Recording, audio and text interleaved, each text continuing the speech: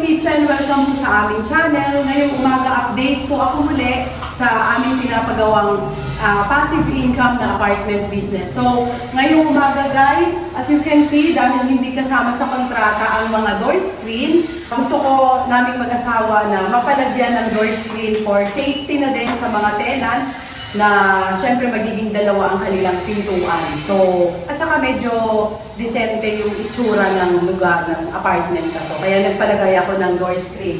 Kuya, ano na ang pangalan mo? Siya po ang nangontrata sa amin sa pagpapagawa namin ng door screen na to. And kung gusto nyo pong malaman ang kanilang number, sabihin, i-message nyo lang ako para mahusay silang gumawa at matibay.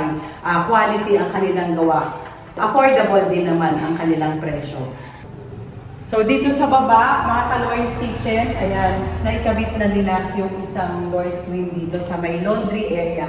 So napaka-formal tingnan kapag may screen at saka safe din dahil kapag nag-asik-asik yung ulan, syempre yung tama niyan, baka maapektuhan ka agad to at mabulok. Kaya nilalagyan ko siya ng door screen. So yun na. Ang maganda niyan mga ka-Lawrence Kitchen, sila yung kinontrata namin sa, yung kasama pa to. Itong mga to, kasama pa sa kontrata yan kay Randy. So ito, may screen na din siya. So kahit hindi mo na kailangan ng exhaust fan, kapag magluluto ka, bubuksan mo lang yung bintana mo at saka. So yun lang. Dito naman mga ka-Lawrence Kitchen, ay nagpapagawa ako kay Brother Mark ng yan, mamala, ipakita mo yung tiles natin dito. Gaya ng sinabi ko mga ka-Lawrence Kitchen, para maayos din tingnan yung laundry area. Kinakabit ngayon ni Brother Mark, ayan, patapos na siya. Isang unit pa lang ko Brother Mark, no? Opo. So yan, kinakabit na niya, and yung magaspang ang pinalagay namin dito para hindi madulas. So tapos na yung aming laundry area, yung aming tiles dito. Inuna namin ang dalawang unit na lagyan ng tiles at saka ng door screen para mailagay na namin siya sa marketplace at makaupahan na. Pero wala pa siyang aircon dahil kami rin ang personal na maglalagay ng aircon dito. Sagot namin para uniform siya at saka yung tenants hindi magkakabit ng lumang unit ng aircon. Ayaw namin kasi baka mag-push siya ng sunog o hindi siya masyadong maganda tingnan at delikado pa. So kami ang bibili and tight yung budget. So ang gagawin namin kapag may tenants na gustong tumira dito, upahan to, pag nagbigay na sila ng deposit at saka advance nila, doon namin kukunin yung pambili namin ng aircon. Hindi na namin siya bibilihin sa bulsa namin. Gusto namin kapag may nag-down, yun na rin yung gagamitin namin sa pagbili ng aircon. Then doon naman sa kabila, ganun din. Kapag may kumuha rin nun, bibilihin din namin yung aircon niya kapag nag-down na rin sila ng advance and deposit nila. Guys, dito sa likod, kung mapapansin ninyo, ayan, meron na siyang spike. Yung mga tusok-tusok, ayan o. Ayan. Kasi baka pwede pa rin siyang akyatan ng masasamang loob or mga pitik, magnanakaw, ganyan. So, para safe siya, order kami niyang spike na yan. Yung tusok-tusok, kung mapapansin ninyo, ayan. Kasi sobra talagang talas niya. Ito yung nakaantabay lang yan para sa aming tangke ng tubig. Ayun guys, yung spike, ayan, makikita nyo. Ito, malapit nang matapos yung isang unit para sa aming pagtatiles dito sa laundry area. Ayan. So, yun lang mga ka-Lawrence Kitchen ang report ko sa araw na to. Mag-apartment tour ako siguro next week.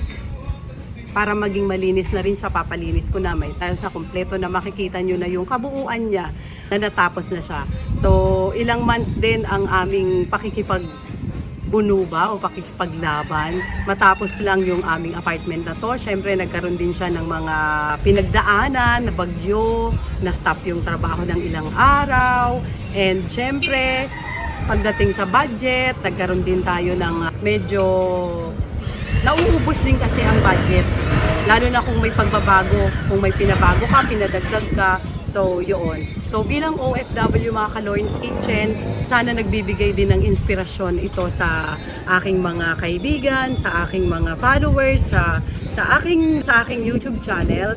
At ang tip lang at advice na makukuha sa amin is kapag nagpatayo kayo ng mga ganito, lagi niyong samahan ng dasal para patnubayan din yung ating pinapatayo na ating mga negosyo o pagkakakitaan. Sa darating na araw kung tayo ay mag-for good man, kailangan samahan natin ng dasal para patnubayan siya ng Panginoon na maging maayos yung ating plinanong negosyo. Yun lang yun. Bilang OFW na mga nag-a-abroad dyan, maging wise din tayo sa ating pinagkakakitaan kung saan natin dadalahin. Huwag tayong masyadong waldas. Ano ba yung waldas? Yung mga bagay-bagay na pwede nating gawin at saka bilihin, kung mapagpapaliban, ipagpaliban muna natin. Unahin natin ang mga dapat nating unahin. Binibigyan tayo ng Lord ng wisdom, ng biyaya, ng trabaho. So kailangan paghusayan natin kung paano natin hawakan o handle ang ating mga trabaho bilang OFW. Huwag tayong pakasigurado at risk din naman po yung ating mga trabaho lagi. Hindi tayo laging malakas. Pwede tayong ma-terminate. Pwede ring mabankrupt yung ating pinapasukang kumpanya.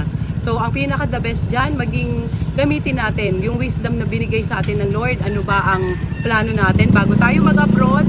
Ano ba yung pangarap natin bago tayo mag-abroad?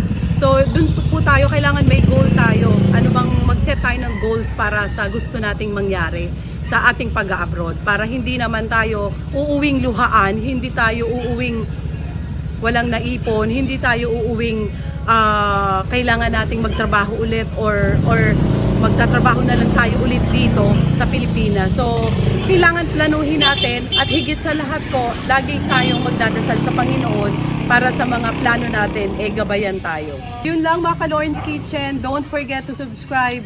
Kitchen, fashion, travel, college, inquiries. Higit sa lahat, ang lagi ko pong sinishare dito sa aming Lorne's Kitchen channel ay ang pagnenegosyo. Hindi lang naman apartment, kahit ano. Basta ilagay natin yung puso natin sa gusto nating gawin at samahan natin ng dasal. Hindi tayo pababayaan ng Diyos. Magagawa natin yan. So yun lang. Bye!